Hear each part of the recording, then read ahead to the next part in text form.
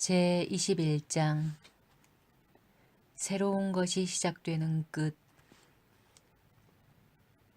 모모가 경고문을 읽느라 잠깐 멈칫했다가 재빨리 문 안으로 뛰어들어가 보니 마지막 회색 신사의 모습은 이미 보이지 않았다. 앞에는 건물을 지으려고 파놓은 어마어마하게 큰 구덩이가 있었다. 깊이가 좋기 20-30m는 되어 보였다. 굴삭기며 다른 건설 장비들이 여기저기 널려 있고 구덩이 밑바닥까지 이어지는 가파른 찻길에는 화물차 몇 대가 달리다 말고 멈춰 서 있었다. 여기저기 공사장 인부들이 저마다 다른 자세로 뻣뻣하게 굳어 꼼짝 않고 서 있었다. 어디로 가야 한담? 모모는 회색 신사가 들어갔을 만한 입구를 찾을 수 없어서 카시오페이아를 바라보았다. 하지만 카시오페이아도 더 이상은 모르는 모양이었다. 거북 등에는 아무 말도 나타나지 않았다. 모모는 구덩이를 기어내려가 사방을 둘러보았다. 불쑥 낯익은 얼굴이 눈에 띄었다. 예전에 모모의 방벽에 예쁜 꽃그림을 그려주었던 미장이 니콜라가 서 있는 것이 아닌가. 물론 니콜라도 다른 사람과 똑같이 꼼짝 않고 있었다. 하지만 자세가 참으로 묘했다. 누군가에게 무언가를 외치려는 듯 한 손을 입에 댄 채 다른 손으로는 자기 옆 구덩이 바닥에 불쑥 솟아있는 거대한 파이프의 입구를 가리키고 있었던 것이다. 니콜라는 꼭 모모를 바라보고 있는 것 같았다. 모모는 오래 생각하지 않고 대뜸 그것을 신호로 받아들이고는 파이프 속으로 기어들어갔다. 모모는 안으로 들어서자마자 주르륵 미끄러졌다. 파이프가 아래쪽으로 가파르게 나 있었던 것이다. 파이프는 무척 굴곡이 심했다. 모모는 미끄럼틀을 탄 것처럼 이리 부딪혔다 저리 부딪혔다 하며 아래로 내려갔다. 어찌나 무서운 속도로 미끄러져 가는지 귀가 먹먹하고 눈앞이 캄캄했다. 거꾸로 뒤집어져서 머리를 앞으로 하고 쏜살같이 내려갈 때도 있었다. 하지만 모모는 거북과 꽃 많은 손에서 놓치지 않았다. 아래로 내려갈수록 점점 추워졌다. 얼핏 모모는 여길 어떻게 다시 나가나 하고 생각했다. 그러나 제대로 생각해 보기도 전에 벼랑간 파이프가 끝나고 지하 복도가 나타났다. 이곳은 칠흑같이 깜깜하지는 않았다. 사방벽에서 나오는 것처럼 보이는 흐릿한 잿빛 빛이 흐르고 있었다. 모모는 일어나 계속해서 뛰었다. 맨발이어서 모모의 발작 소리는 나지 않았다. 저 앞에서 회색 신사의 발소리가 다시 들려왔다. 모모는 그 소리를 따라갔다. 복도는 다시 사방으로 갈라져 다른 복도로 이어져 있었다. 이 지하 혈관망은 신축 건물 구역의 땅속을 누비며 얼기설기 복잡하게 얽혀 있는 것 같았다.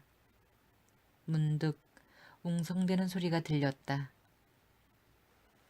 모모는 그 소리를 따라가 모퉁이에 숨어서 살그머니 안을 들여다보았다. 어마어마하게 큰 홀이 보였다. 홀 가운데에는 끝이 안 보이는 기다란 회의용 테이블이 놓여 있었다. 테이블 양쪽에는 회색 신사들이, 아니 아직까지 살아남은 한 줌의 회색 신사들이라고 하는 편이 낫겠다. 그 회색 신사들이 두 줄로 길게 앉아 있었다. 이 최후의 시간 도둑들은 얼마나 초라한 몰골인지 양복은 갈갈이 찢기고 잿빛의 머리는 혹과 생채기 투성이었으며 얼굴은 두려움으로 일그러져 있었다. 다만 시가마는 여전히 타고 있었다. 맨 뒤쪽 홀의 뒷벽에 거대한 철문이 삐긋하니 열려있는 것이 모모의 눈에 띄었다.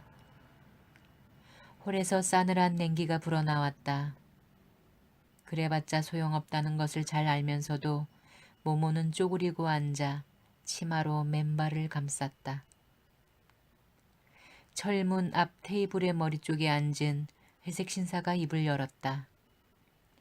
우리는 비축된 시간을 아껴야 합니다. 얼마나 오래 버틸 수 있을지 알 수 없으니까요. 우리의 수를 줄여야 해요. 다른 자가 소리쳤다. 어차피 우리는 몇 남지 않았어요. 비축해 놓은 시간으로 몇 년은 버틸 수 있을 겁니다. 연사는 흔들리지 않고 말을 이었다. 일찍부터 아끼기 시작하면 그만큼 더 오래 버틸 수 있습니다. 여러분, 아낀다는 내 말의 의미는 잘 알겠지요. 이 재앙을 이겨내는 인원은 우리 중 몇 명으로 충분합니다. 모든 상황을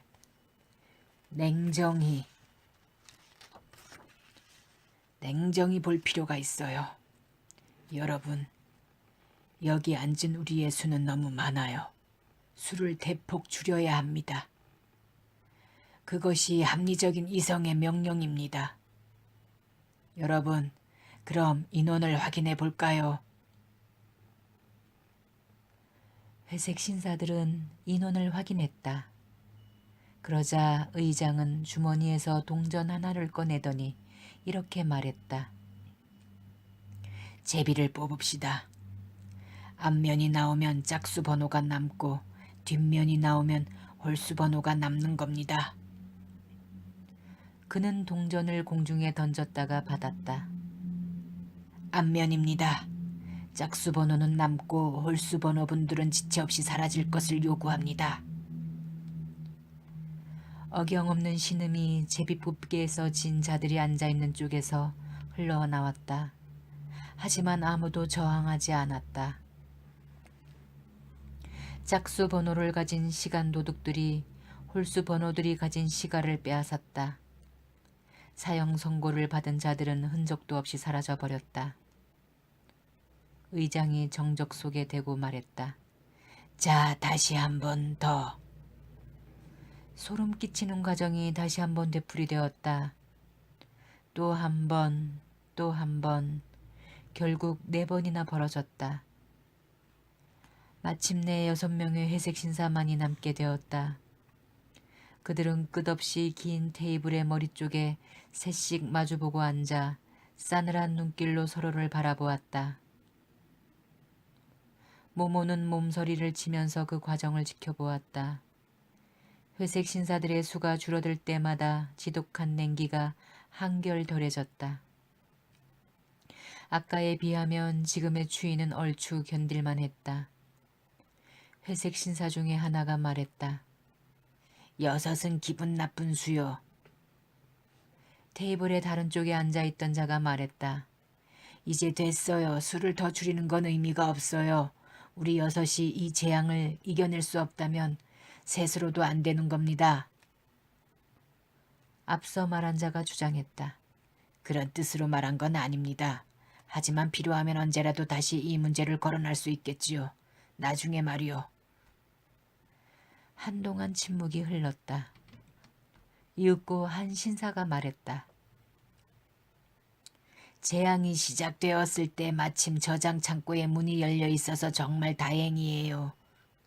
그 결정적인 순간에 문이 닫혀 있었다면 이 세상에 어떤 힘으로도 열 수 없었을 거예요. 그러면 우리는 끝장이었을 겁니다. 다른 자가 대꾸했다. 유감스럽지만 그 말은 전적으로 옳지는 않아요. 문이 열려 있으면 냉동실에서 냉기가 새어나오게 됩니다. 그러면 얼었던 시간의 꽃들이 차차 녹게 되지요. 모두 잘 알겠지만 그렇게 되면 우리는 그 꽃이 왔던 곳으로 되돌아가는 걸 막을 수가 없어요. 세 번째 신사가 물었다. 그러니까 우리의 냉기로는 저장된 시간을 냉동 상태로 유지할 수 없다는 얘긴가요? 두 번째 신사가 말했다. 유감스럽게도 우리는 6밖에 안 돼요. 우리가 얼만큼의 힘을 발휘할 수 있는지는 당신도 추측할 수 있을 거요. 우리의 수를 그렇게 가차없이 줄이다니 너무 성급하지 않았나 싶군요. 이래서는 얻을 게 없어요. 첫 번째 신사가 소리쳤다. 우리는 두 가지 가능성 중에서 하나를 선택해야 했어요. 그리고 우리는 선택을 한 거요. 다시 침묵이 흘렀다. 누군가가 입을 열었다. 이러다가는 몇 년이고 여기 앉아서 서로 감시나하고 있을 것 같군요. 솔직히 말해서 정말 암담합니다. 모모는 생각해 보았다. 여기 앉아서 마냥 기다리는 건 분명 아무 의미도 없다. 회색 신사들이 한 명도 없다면 얼었던 시간의 꽃들은 저절로 녹을 것이다. 하지만 당장은 회색 신사들이 엄연히 존재하고 있다. 무슨 수를 쓰지 않으면 그들은 계속해서 존재할 것이다. 하지만 창고문이 열려 있어서 시간 도둑들이 마음대로 보급을 받고 있는데 무슨 일을 할 수 있을까? 카시오페이아가 버둥거렸다. 모모는 거북을 보았다. 문을 닫아. 거북의 등에는 이렇게 쓰여 있었다. 모모는 속삭였다. 그럴 수 없어. 꼼짝도 하지 않을 거야. 꽃으로 건드려 봐. 시간의 꽃으로 건드리면 문을 움직일 수 있니? 넌 그렇게 할 거야. 카시오페이아가 그렇게 알고 있다면 그렇게 될 수밖에 없다. 모모는 거북을 살며시 땅바닥에 내려놓고 그 사이에 시들어 꽃잎이 몇 장밖에 남지 않은 시간의 꽃을 웃옷에 감추었다. 모모는 6명의 회색 신사들에게 들키지 않고 기다란 테이블 밑으로 기어 들어갈 수 있었다. 거기서 모모는 계속해서 기어가 드디어 기다란 테이블의 반대편 끝에 이르렀다. 가슴이 터질 듯 방망이 질쳤다. 모모는 조심조심 시간의 꽃을 꺼내어 이 사이에 물고 의자들 사이를 이리저리 기어갔다. 회색 신사들은 아무 눈치도 못 챈 모양이었다. 모모는 열려있는 문 앞에 이르러 꽃으로 문을 건드리며 손으로 밀었다. 문은 문짝 위에서 소리 없이 움직이더니 정말 빙글 돌아서 우르릉 하며 닫혀버렸다. 우르릉 우르릉 메아리가 홀과 수천 개의 지하복도를 지나며 여러 차례 울려 퍼졌다. 모모는 발딱 일어났다. 자기들 말고 이 완벽한 정지 상태에서 제외된 다른 존재가 있다는 생각은 꿈에도 하지 못했던 회색 신사들은 공포에 질려 화석처럼 꼼짝 않고 자리에 앉아 멍한 눈초리로 소녀를 바라보았다. 모모는 정신없이 그들 옆을 지나 출입문 쪽으로 달려갔다. 그러자 회색 신사들도 벌떡 일어나 모모의 뒤를 쫓아왔다. 한 회색 신사가 외치는 소리가 들렸다. 그 지긋지긋한 꼬마 계집애요. 모모요. 다른 자가 소리쳤다. 그럴 리가 없소. 어떻게 그 애가 움직일 수 있지요? 세 번째 신사가 소리쳤다. 그 앤 시간의 꽃을 갖고 있어요. 네 번째 신사가 물었다. 그 꽃으로 문을 움직일 수 있었던 거요? 다섯 번째 신사가 펄펄 뛰며 자기 머리를 마구 내리쳤다. 그렇다면 우리도 그렇게 할 수 있었던 거요. 우리는 시간의 꽃을 많이 갖고 있지 않습니까? 여섯 번째 신사가 날카롭게 외쳤다. 갖고 있었지요. 전엔 갖고 있었어요. 하지만 이제 문이 닫혔어요. 이제 한 가지 길밖에 없어요. 저 계집애가 갖고 있는 시간의 꽃을 빼앗아야 해요. 안 그러면 모든 게 끝장이요.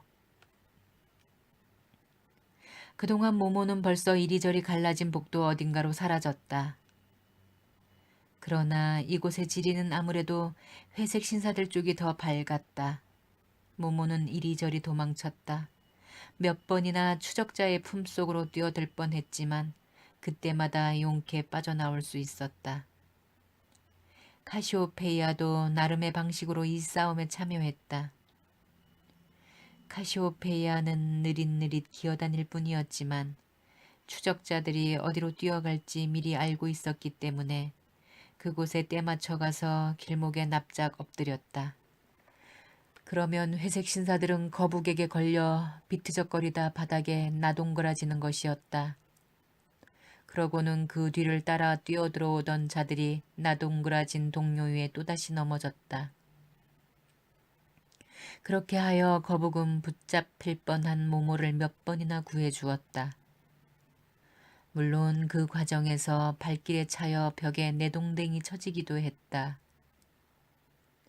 하지만 거북은 조금도 굴하지 않고 계속해서 그렇게 했다.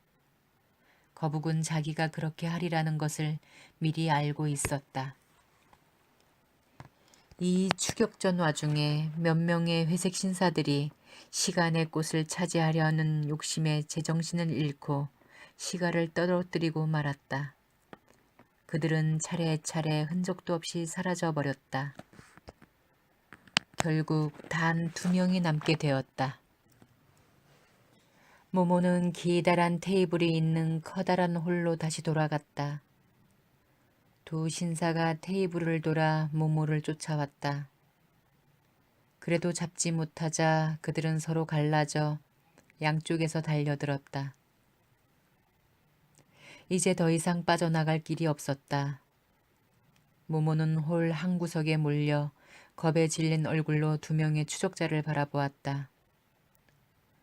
모모는 꽃을 꼭 안았다.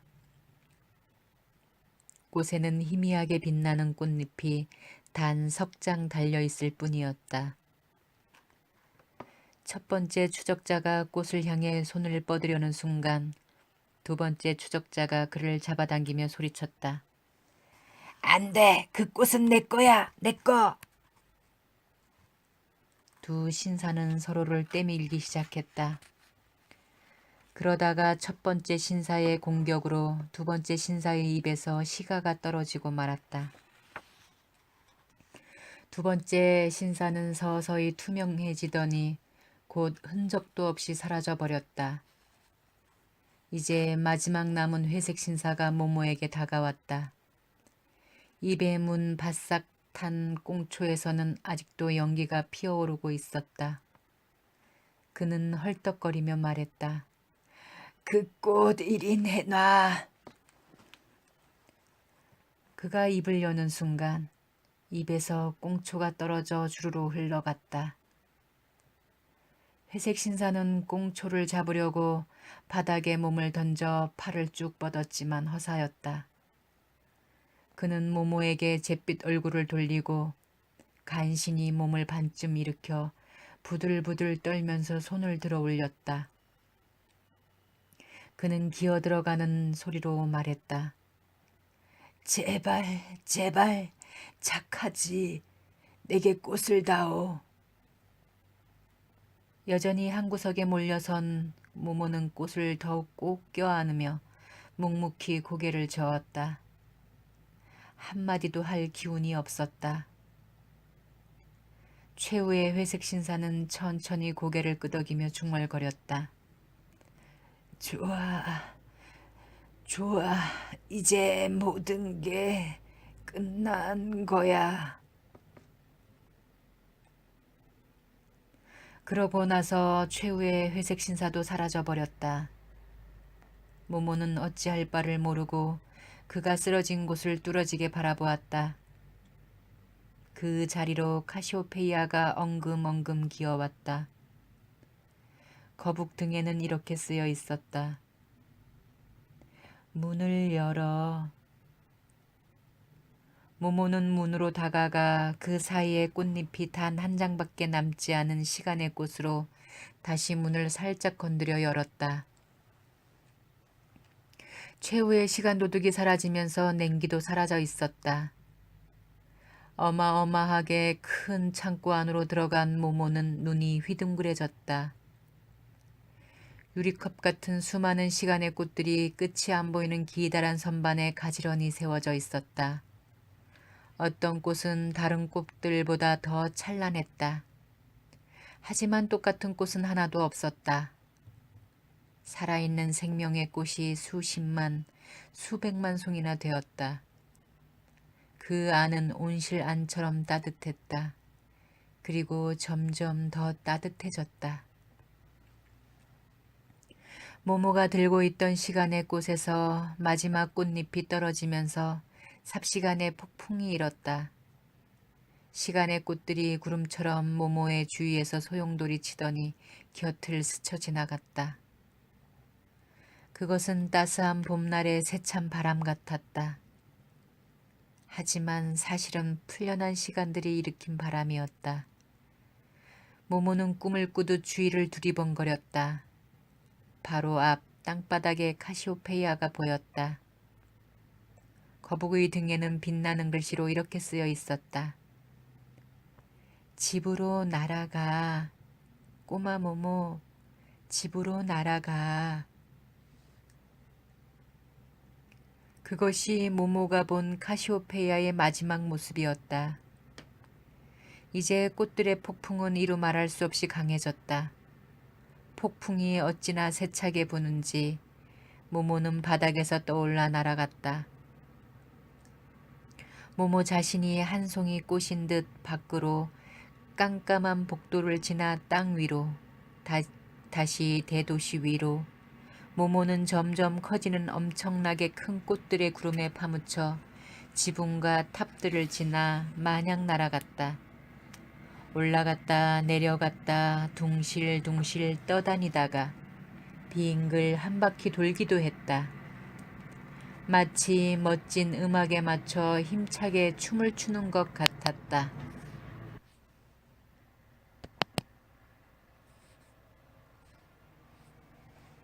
그러고 나서 꽃들의 구름은 천천히 사뿐사뿐 내려앉았다. 꽃들은 눈송이처럼 얼어붙은 세상 위로 떨어졌다. 그리고 눈송이처럼 살며시 녹아 이윽고 보이지 않게 되었다. 원래 있었던 곳인 사람들의 가슴 속으로 돌아간 것이다. 그 순간 시간이 다시 흐르고 모든 것이 다시 활기를 띠고 움직이기 시작했다. 자동차들은 길을 달리고 교통순경들은 호루라기를 불고 비둘기들은 날아가고 강아지는 전신주에 오줌을 쌌다. 이 세상이 1시간 동안 멈춰 서 있었던 것을 눈치챈 사람은 아무도 없었다. 실제로 세상이 정지했다가 다시 움직이기까지 시간은 전혀 흐르지 않았기 때문이다. 사람들은 그 사이에 눈을 한번 깜빡였다고 생각했다. 하지만 전과 달라진 것이 있었다. 벼랑간 모든 사람들이 한없이 시간이 많아진 것이다. 당연히 모두 기뻐했다. 그러나 그것이 자신들이 아낀 시간이라는 것, 그 시간이 신기한 과정을 거쳐 되돌아왔다는 것을 아는 사람은 아무도 없었다. 다시 정신을 차렸을 때에 모모는 어떤 거리에 서 있었다. 애타게 찾던 베포 할아버지를 만났던 골목길이었다. 그리고 정말 그곳에는 베포 할아버지가 서 있었다. 베포 할아버지는 모모에게 등을 돌린 채 빗자루에 몸을 기대고 골똘히 생각에 잠겨 앞을 바라보고 있었다. 예전과 똑같은 모습으로. 베포는 벼랑간 더는 마음이 급하지 않게 되었다. 어째서 불쑥 유한을 느끼게 되고 희망으로 가슴이 부풀어 오르는지 스스로도 모를 일이었다. 아마 저축해야 할 10만 시간을 다 채워서 모모가 풀려난 모양이군. 베포는 이렇게 생각했다. 바로 그때 누군가가 옷깃을 잡아당겼다. 돌아보니 꼬마 모모가 서 있는 것이 아닌가. 이 재회의 기쁨을 묘사할 말은 아마 이 세상에는 없으리라. 두 사람은 웃다가 울다가를 반복하며 끝없이 횡설수설을 늘어놓았다. 기쁨에 취한 사람들이 그렇듯 온통 실없는 소리를 한 것이다. 두 사람은 몇 번이고 얼싸안았다. 지나가던 사람들은 모두 멈춰서서 같이 기뻐해 주었다. 그들은 같이 웃고 같이 울었다. 이제 모두들 그럴 시간이 있었다. 이윽고 배포는 빗자루를 어깨에 메웠다. 당연히 그날은 더 이상 청소할 생각이 없었다. 두 사람은 팔짱을 끼고 시내를 지나 집이 있는 옛 원형극장터로 갔다. 두 사람 모두 친구에게 해줄 말이 한없이 많았다. 이제 대도시에서는 오랫동안 볼 수 없었던 광경이 벌어졌다. 아이들이 길 한복판에 나와 놀고 아이들이 비키길 기다릴 수밖에 없는 운전자들은 미소를 지으며 아이들을 바라보았다. 차에서 내려 아이들과 어울려 노는 사람도 있었다. 어디서나 사람들이 서서 다정하게 말을 주고받으며 서로의 안부를 자세히 물었다. 일하러 가는 사람도 창가에 놓인 꽃의 아름다움에 감탄하거나 새에게 모이를 줄 시간이 있었다. 의사들은 환자들 한 사람 한 사람을 정성껏 돌볼 시간이 있었다. 노동자들은 일에 대한 애정을 갖고 편안하게 일할 수 있었다. 이제 중요한 것은 가능한 짧은 시간 내에 가능한 많은 일을 하는 것이 아니었다. 저마다 무슨 일을 하든 자기가 필요한 만큼, 자기가 원하는 만큼의 시간을 낼 수 있었다. 시간이 다시 풍부해진 것이다. 하지만 많은 사람들은 이 모든 일이 누구 덕분인지, 눈 깜빡하는 그 순간 무슨 일이 일어났는지 알지 못했다. 아마 이야기해 주었다고 해도 대개는 믿지 못했을 것이다. 그것을 알고 또 믿었던 사람은 모모의 친구들 뿐이었다. 사실 꼬마 모모와 배포 할아버지가 그날 옛 원형극장에 돌아와 보니 친구들이 전부 미리 와서 기다리고 있었다.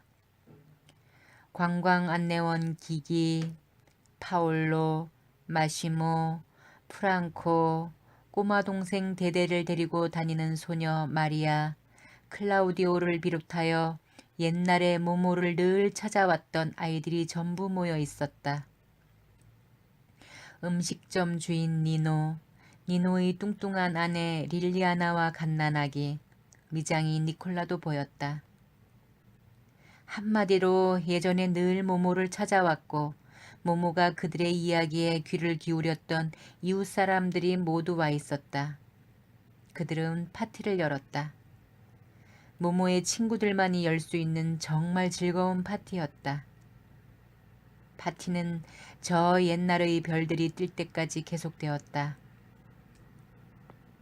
환호성을 지르고 서로 얼싸안고 악수하고 큰 소리로 웃고 왁자지껄하게 떠드는 소리도 잦아들자 모두들 풀이 웃자란 돌계단에 둥글게 앉았다. 사방이 조용해졌다. 모모는 비어있는 둥그런 마당 한가운데 섰다.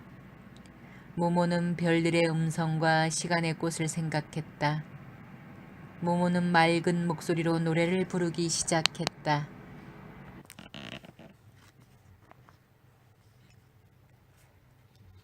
한편 아무데도 없는 집에서는 시간이 돌아오면서 호라 박사가 처음이자 마지막이었던 잠에서 깨어나 조그마한 탁자 앞에 놓인 의자에 앉아 미소를 머금고 모모와 친구들의 모습을 요술 안경으로 바라보고 있었다. 박사의 얼굴은 중병에서 갓 회복된 사람처럼 여전히 무척 헬쓱했다. 하지만 눈만은 반짝반짝 빛나고 있었다. 무엇인가가 발을 살짝 건드리는 느낌이 들었다. 박사는 안경을 벗고 허리를 굽혔다. 눈앞에 거북이 와 있었다. 박사는 거북의 목을 어루만지며 다정하게 말했다. 카시오페이야, 너희 둘이 멋지게 해놨구나. 내게 모든 걸 설명해줘야 해. 이번에는 너희들을 볼 수 없었거든. 거북 등에는 이렇게 쓰여 있었다. 나중에 해드릴게요.